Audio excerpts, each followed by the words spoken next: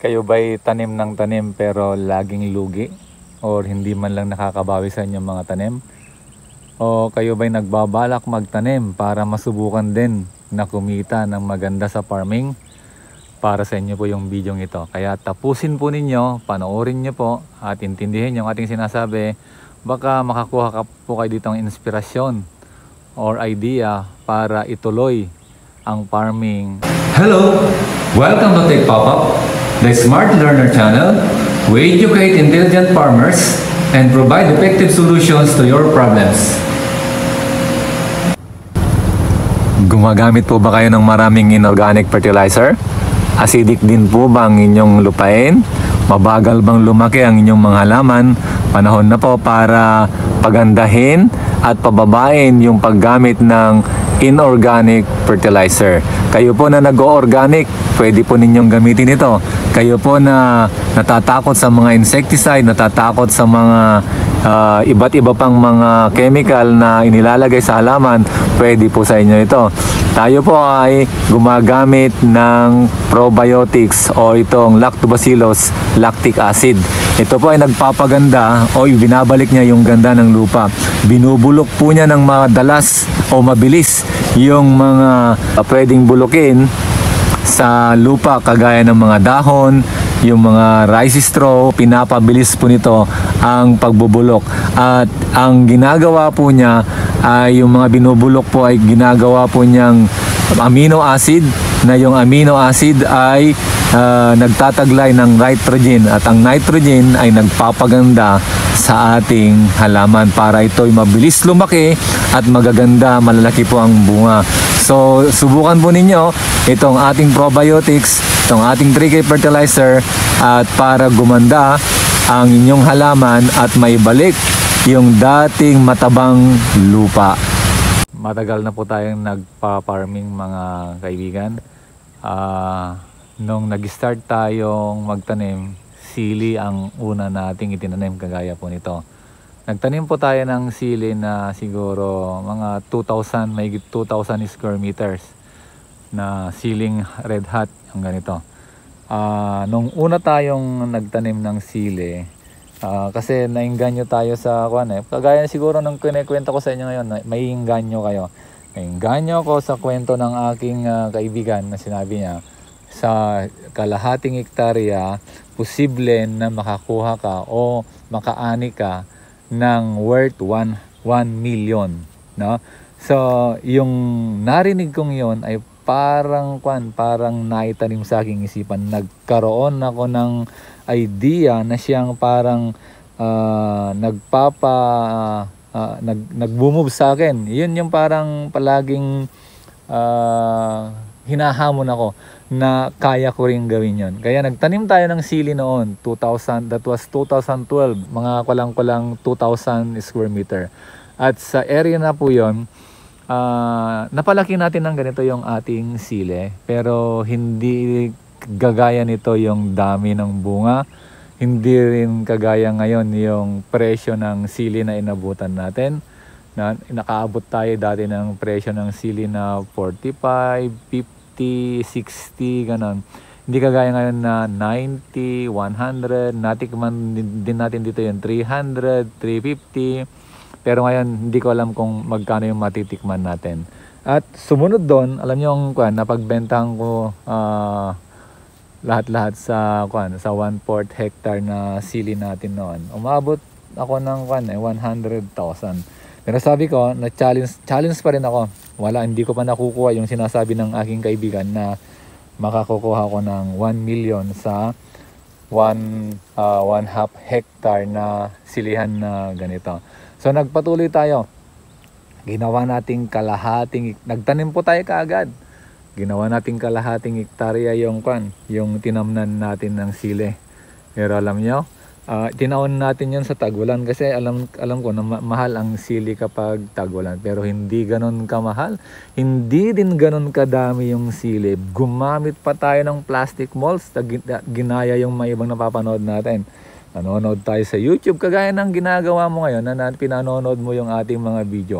So kinuwento ko sa iyo sa inyo yung mga naranasan ko na sa pagtatanim ng sili para malaman po ninyo na hindi lahat ng nagtatanim tumatama. Hindi lahat ng panahon swerte yung pagtatanim. Kaya lang kung hindi mo rin pinagpatuloy ang iyong pagtatanim, baka malampasan mo yung swerte. Kagaya last year, nagtanim tayo ng sili pero nalugi po tayo. Hindi tayo kumita. Hindi lumaki yung ating sili at kukunti po yung kanyang bunga. Hindi na sana ako magtatanim. Pero buti nagtanim ako. Ngayon bumabawi tayo. Mantakin nyo, ang kapal po ng hinog sa ating mga silihan ngayon. At dito konti man yung ating napipitas pero nakakapagbenta tayo dito ng 7,000 or more or less 7,000 weekly ngayon. Hindi ko alam kung magkano yung mapapagbentahan natin bukas dito. Kasi alam ko, aabot ito ng more than 70 kilos. So, pagpapatuloy po natin yung ating kwento tungkol sa ating karanasan sa pagtatanim ng gulay na ito, itong sili. So, nung alam nyo, nalugi tayo sa ikaw-kailawang pagtatanim. So, pero ang ginawa ko, imbis na gumamit ako ng plastic moss, ganito yung ginawa ko. So, halos 1 hektarya yung sili yung aking tinaman. Kasi hindi ako sumusuko Hindi ako basta-basta nadi-discourage. Basta pag may ambisyon ako, hanggat hindi ko nakukuha, tuloy-tuloy po yan. Kaya eto, hanggang ngayon, ilang taon na? 2012 tayo nag-umpisa. 13 years na tayong nagtatanim ng sili. Walang taon na lumiban tayo sa pagtatanim nito. Though, hindi tayo tumatama lagi. Pero, nakakabawi lang. Pero ito, sobra-sobra sa bawi dito ngayon. Dahil marami yung ating kwan. Mataas pa naman yung presyo ng sili sa 90, 80. Abutin pa ng 1 buwan bago tuluyang bumaba ito. At saka ang kwan po ngayon, hamon po ngayon, itong paulan-ulan na ito, nagdadala siya ng pungus. Basta naulan na nito, talagang anthracnose yung kalaban po natin dito. Pero sa atin, ang ginagamit lang ka natin dito yung tricky organic pest. Kaya makita nyo, bihira yung wala kayong makikitang naapektuhan ng anthracnose.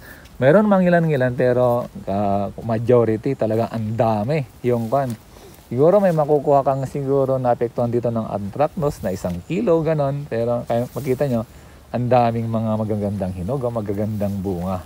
So, yon. Kung kayo yung mga starting na nag-farming at gusto nyo magtanim, ito kasing sili, high value crops, talagang mahal po ito. Maabot po ito ng 800 kapag kamahalan talaga. Ang buwan kung kailan maganda magtanim ng ganito, kung mataas ang inyong lugar, magtanim kayo ng bandang September, sigurado. Sa pool kayo sa presyo. Pero, alagaan nyo ng mabuti. Dapat mayroon kayong pampakapit, like for example, yung chelated calcium, mayroon kayong tricky organic pest, tapos yung tricky fertilizer para maging ganito. Ito, ang ganda ng ating sili. Pero pag ipapakita ko sa inyo yung unang sili natin, yung unang itsura nito, hindi ganito kaganda. Ang pangit.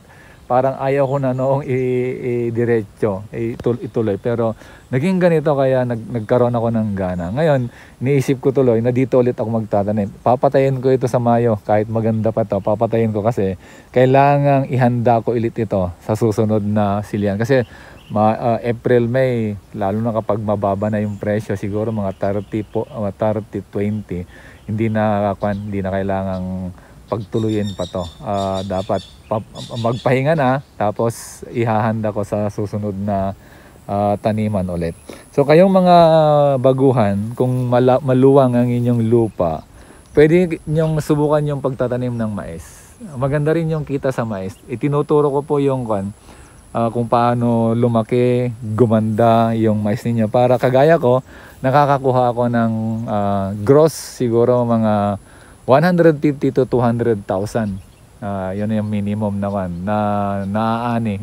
Minimum to average yun na naaani sa mais. No?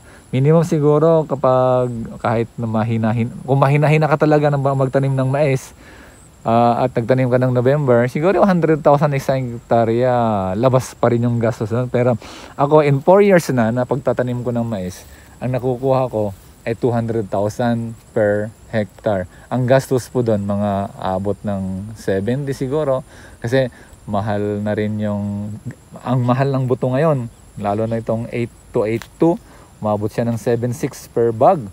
At sa isang hektarya, nangangailangan tayo ng 3 to 4 bags na buto. Ganun kadami. So, yun, halimbawa, 3 to 4 bags ang kailangan mo sa isang hektarya, buto pa lang, almost 30,000 na yung kailangan mo. Tapos yung abono niya na 10 bags, na sabi natin umabot yun ng 15 to 20. So, abono pa lang at buto ng mais sa isang hektarya, kulang-kulang 50,000 na. So plus pa yung land preparation, yung pagtatanim, yung mga dito sa amin walang may tingnan nyo, makulimlim, tapos talagang maitim yung ulap, pero hindi ko siguradong uulan yan. Kaya ito, nagpapatubig tayo weekly dito sa ating sili. So ganun yung sinabi ko kanina, pero kung puro inupahan, siguro more than 70,000 yung magiging expenses sa isang hektarya ng mais. Pero magandang mais po yun. Dapat timing yung pagtatanim, yung mula tanim, abono, patubig, at dapat mag-foliar kayo. Kasi kapag ganito hindi ka nagpo-foliar, hindi maganda yung mais. Hindi kagaya ng aking mais, talagang matataas yung ating mais. Tignan po ninyo. Ang tataas ng ating mais kasi napo-foliar po yan. Itong ating katabi talagang hindi ganon kaganda. Do nakikisabay siya sa pagpapatubig, pag-abono, hindi siya nagpo-foliar, kaya hindi maganda yung kanyang mais. So ituloy na po natin sa ating pagtatanim ng sili. So kung gusto nyong matuto sa pagtatanim ng sili, kung paano mag-alaga nito, ang dami po natin mga video para maturuan ko po kayo. Panoorin nyo po yung ating mga video. Ito yung example ng lapnos. Ayan, ayan. Pero hindi kagaya ng mga iba na Ito, kahit tabi-tabi sila, magaganda pa rin yung mga mo. Ayan, ayan. Siguro makakakuha dito ng 1 kilo na ganyan. Pero karamihan, talagang majority, magaganda po yung bunga ng ating sili. Ayan. So, encourage ko po kayo na magtanim. Lalo na yung may mga iba na siguro nalugi minsan, pangalawa, pangatlo, pangapat, ganon. Yung sanang pagkalugi natin, yung sanang pagka-down natin, ay yun yung magiging parang pundasyon na magpapatibay sa atin para lumaban. Huwag po tayong sumuko. Kasi lalo na kung sa atin yung lupa, minana mo yan. Huwag nyo pong ibenta yung lupa.